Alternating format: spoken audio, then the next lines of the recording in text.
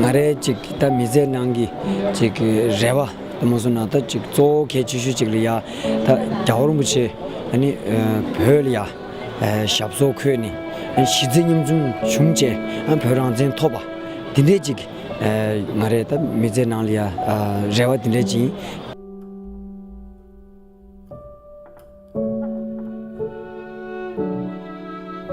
I live in Dharamshala as an activist and a writer. I write poetry, I write stories, essays, and I make my arguments in the form of articles in newspapers and magazines. And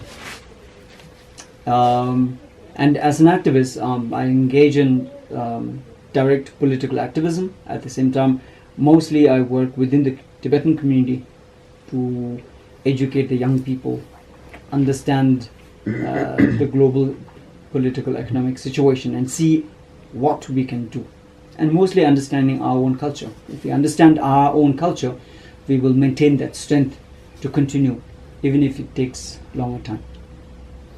So I started to think about these. I thought it is important to recognize our own identity of Tibetans who were born in India, who have always been thinking about Tibet but never seen Tibet, for example. What about them?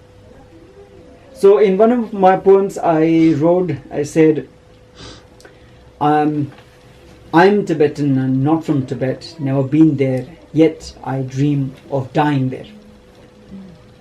So I felt this is something that number of other young Tibetans are able to relate to. They too wanted to say, but it never came out in this form of literal expressions.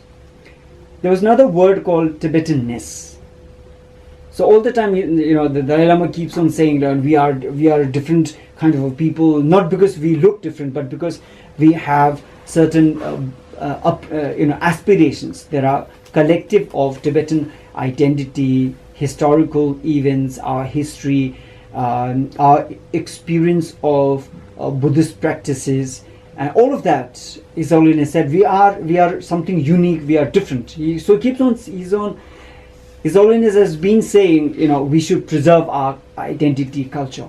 So I was thinking we should have a word for it.